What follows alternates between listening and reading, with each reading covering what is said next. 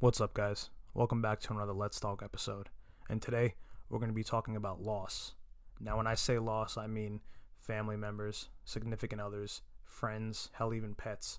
This is something that everybody deals with, and it's the harsh reality of life. So this video is going to be very similar to the one I put out a few years ago when I talked about mental health.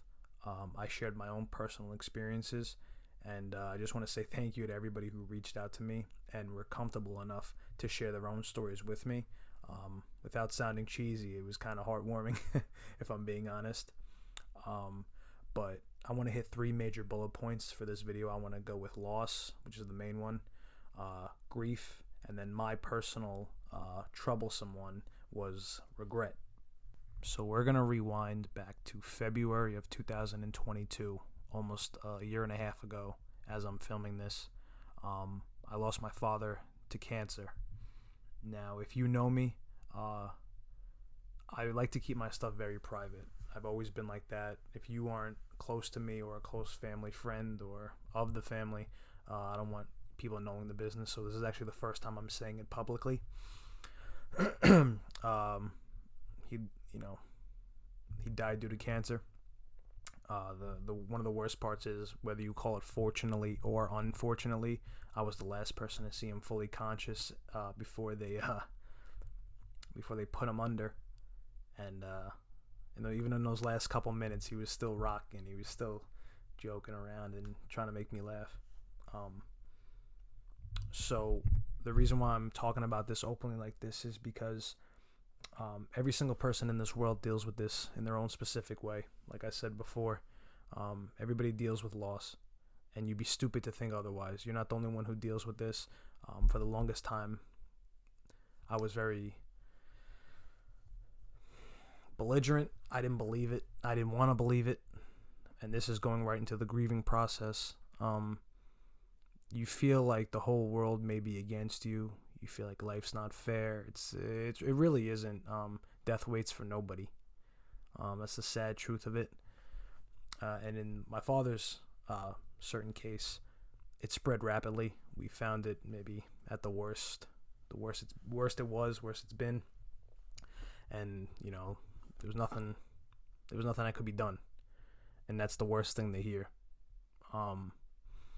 So, like I said, moving into the grieving process, I'm not going to try to act like a tough guy because I'm really not. But over this past year, it's been very rough, mainly because, no matter how hard you try, you're always going to be thinking about that person. There hasn't been a day that's gone by that I haven't thought about him. And that's the worst part because, like I said, I'm not trying to make this a long thing, so I want to move right into the regret part. I think for me personally, the regret part is the worst because there are so many things that have happened that I've done after the events, and they'll never know how you feel, whatever you want to say to that person, more things you could have done. There's things where that'll happen in the future where unfortunately that person won't be there to see it. So putting my personal part aside, I want to just give a quick talk to you guys about it. I don't want you guys to go through the same thing that I went through, and I'm going to tell you what I mean by that. I've always been the type of person to, whenever there's an issue and whenever there's a problem, I always like to distance myself. And let myself handle it in my own personal way, and that's by myself. So maybe a few months after this happened, I started just distancing myself from family members, from friends, and that's not the best thing to do because these are the type of moments and places in your life where having friends and family that close to you will help you, definitely. And I guess I couldn't really see it because I was in my own head. I didn't know what to do. I didn't know what was up. I didn't know what was down. I was just worried about all the different type of shit in my life going on, and I felt like anybody else's opinion other than mine really didn't matter. Now, was it the smart thing to do? Probably not, but that was just how I understood it. So my advice to everybody out there and whoever listens to this is don't cut everybody out. because there are people there that, like I said, who have been through this and who are willing to help you and be there for you. That's what friends and family are for. Now, and listen, it's happened in the past. If you feel like you have nobody else to go to and you just want to message me, I have no problem reaching back out and telling you, whatever you need to hear, or giving you more stories in my personal life, because there's been too much bullshit out there where a lot of people aren't acceptable to advice, or let's see what else, or like help. Now, I'm not going to say it. I'm not going to say what it is, but if you've seen my last video on mental health and you're struggling and you need help, please go look for it.